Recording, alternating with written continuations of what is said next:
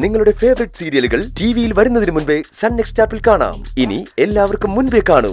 ഇപ്പോൾ തന്നെ sun next app download ചെയ്ത് സബ്സ്ക്രൈബ് ചെയ്യൂ. ഭാനുമ്മയ്ക്ക് മഞ്ചാടി എനിക്ക് തുണയായിട്ട് നീ ഇനി ഇവിടെ തന്നെ അങ്ങ് നിന്നാ മതി മോനെ. നീ ഒരു ആൺകുട്ടിയല്ലേ? ഇടയ്ക്ക് വലിയച്ഛനും ഇങ്ങോട്ട് വരാം. എന്താ? അല്ല, പകൽ സമയത്തെ വിച്ചുമോനുള്ളത് നല്ലതാ, ഒരാശ്വാസം തന്നെയാ. പക്ഷേ രാത്രിയിൽ ആരെങ്കിലും കൂട്ടു വേണം. എന്റെ കാര്യമല്ല, പ്രായം കഴിഞ്ഞൊരു പെണ്ണുള്ള വീടല്ലേ.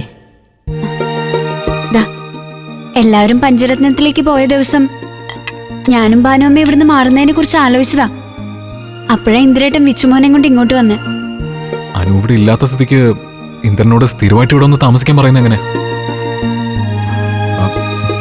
ഞാൻ പഞ്ചരത്നത്തിൽ പോവാത്ത ദിവസങ്ങളിൽ ഇവിടെ ഒന്ന് കിടക്കാം. അത് നല്ലതാ. അനു തിരിച്ചു വരുന്നതുവരെ നിങ്ങൾ രണ്ടുപേരും മാറി മാറി നിന്നാ ഞങ്ങൾക്കൊരു സമാധാന, അല്ലേ മഞ്ചാടി? സമാധാനമൊക്കെയാ. പക്ഷെ രഘുവേട്ടൻ ദിവസം പഞ്ചരത്നത്തിൽ പോയില്ലെങ്കിൽ അമ്പിളി ചേച്ചി എന്ത് കരുതും? അല്ലെങ്കിൽ തന്നെ വഴക്കല്ലേ. അമ്പിളി സമ്മതിച്ചാലേ പറ്റൂ.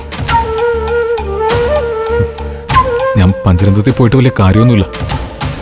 അമ്പിളിനോട് മിണ്ടുമില്ല. അമ്മാവനാണെങ്കിൽ അവിടുത്തെ ഒരു കാര്യം ഏൽപ്പിക്കത്തുമില്ല. അപ്പോ പഞ്ചരത്നത്തിലെത്തിയിട്ടും അച്ഛനും അമ്പിളി ചേച്ചിയും ക്ഷമിക്കാൻ തയ്യാറായില്ലെന്നാണോ?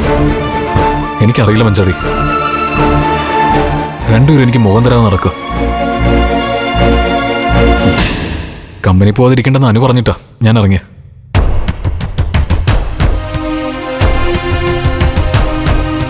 പക്ഷെ അമ്പിളിയുടെ അമ്മാവനോട് പോകുന്ന കാര്യം പറഞ്ഞപ്പോ രണ്ടാളും പ്രത്യേകിച്ച് അഭിപ്രായമൊന്നും പറഞ്ഞില്ല. ഇഷ്ടം പോലെ ചെയ്തെന്നുള്ള ഭാവം രണ്ടാൾക്കും. കുറച്ചുനാൾ അത് ഉണ്ടാവും രഘു. അവരെന്തായാലും ചീരുവിന്റെ കുഞ്ഞിന്റെ കാര്യത്തെ മുഴുവട്ടെ.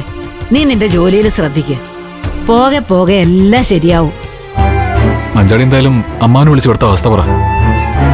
തൽക്കാലം രഘു ഇവിടെ നിൽക്കട്ടെ അമ്മാവൻ പറഞ്ഞ ഞാൻ നിൽക്കാൻ തയ്യാറാ. ഇവിടെ ആവുമ്പോ എനിക്ക് കമ്പനി പോയി വരാനും എളുപ്പ. പിന്നെ എന്റെ കാര്യത്തില് അമ്പിളിക്ക് വേറെ സംശയം തോന്നേണ്ട കാര്യമില്ല.